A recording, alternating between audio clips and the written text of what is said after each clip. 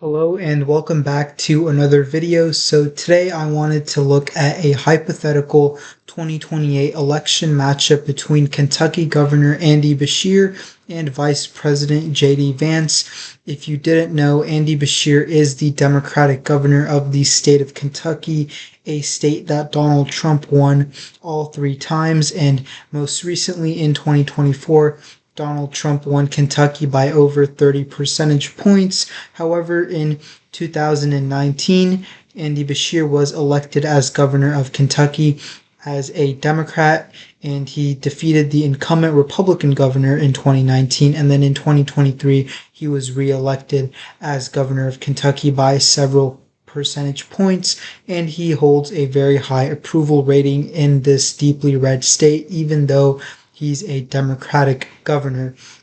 And JD Vance is obviously the incumbent vice president serving in the Trump administration. So let's get started with the safe Democratic states. I think these states here on the West Coast will be safe, as well as Colorado, Illinois, and you've got a lot of these states here in the northeastern United States, which should back the Democrats fairly easily. Maine at large, I do think, is going to be likely Democratic in this scenario, as well as New Jersey and the state of Virginia, as well as the state of Minnesota and the state of New Mexico. So the states that I have characterized as safe would go to the Democrats here by over 10 points. Likely states are between 5 and 10 points. Lean states are between 1 and 5 points. And tilt states are less than 1 percentage point. And the same is the case for the Republican Party. So on the Republican side, and before I get to that, Nebraska's 2nd congressional district should be likely Democrat, and Hawaii is going to be safe Democrat. And the state of New Hampshire will come back to that later. But going on to the Republicans now, we have a lot of these states here in the Great Plains region, which will be safe Republican. And I do think that Nebraska's 1st congressional district would be likely Republican in this case. And in the state of Kansas, I do think Kansas would be safe Republican, but I do think Kansas does narrow up compared to 2024. I think JD Vance would carry Kansas by around 12 points or so compared to Trump's 16-point margin in 2024. And then a lot of these southern states here would be safe for the Republican Party. Now, I do foresee a scenario. It is possible that South Carolina could be likely Republican. I will put it as safe for now. And I do believe that Florida would be safe for the Republicans. Now, looking at the likelier states, I think Alaska is a state that could be likely Republican. I think Vance wins here by less than 10 points against Beshear. And Texas, I do also think would be likely Republican. Now, in 2020, Texas voted for Joe Biden by 5.5 points. And in 2024, it backed Trump by just under 14 points. I do think Texas reverts a little bit back to the left after seeing a huge shift towards the Republicans in 2024.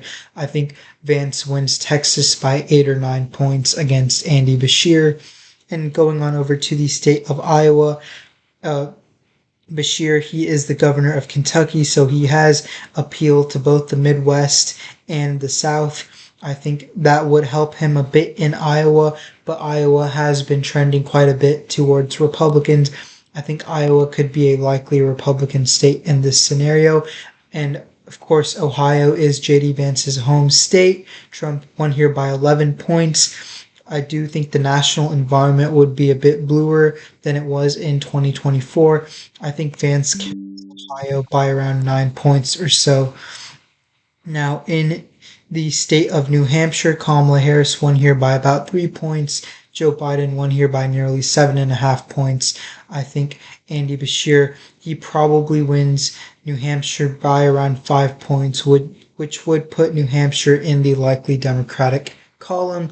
And in Maine's 2nd Congressional District, I do think JD Vance would win by a likely margin.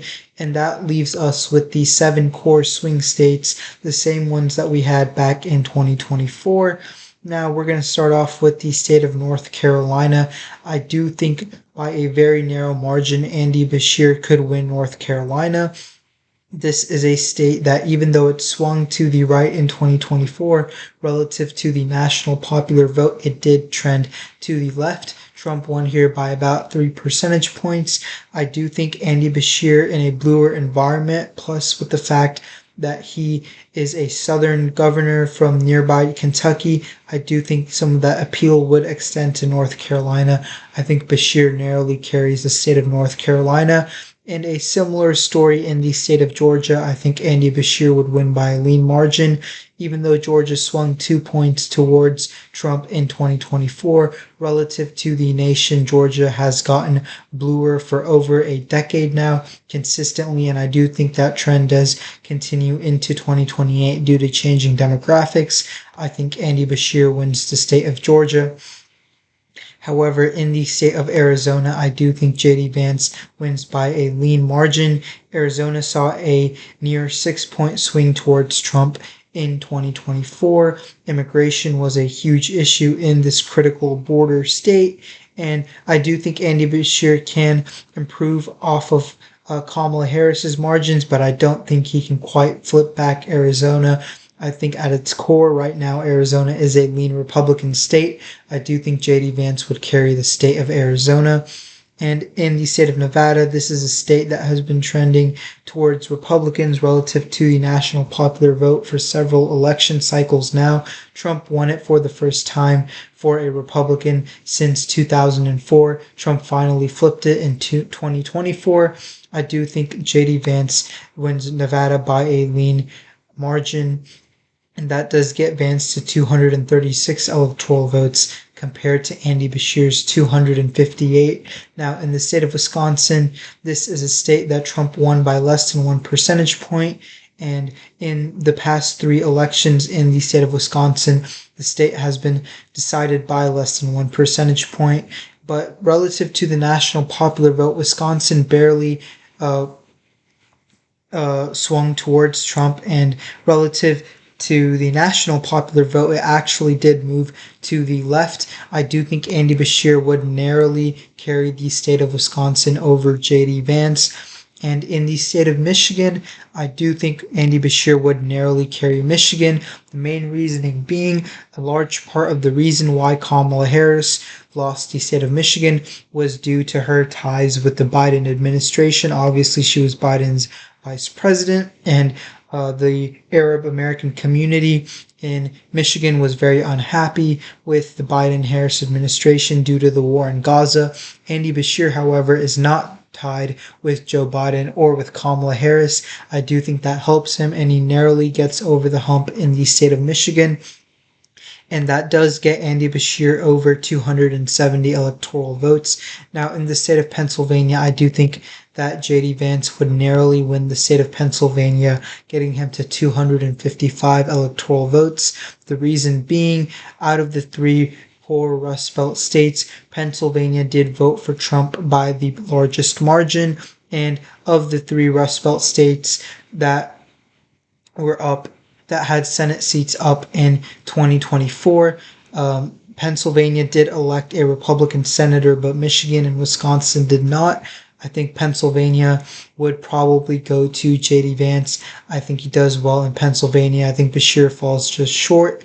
And so the final electoral vote count would be 283 for Democrat Andy Beshear and 255 for Republican JD Vance. And I do think that Andy Beshear would narrowly win the popular vote. So if you guys did enjoy, please be sure to drop a like and subscribe. Turn on post notifications so you don't miss a future upload. Please feel free to comment your suggestions for future video ideas.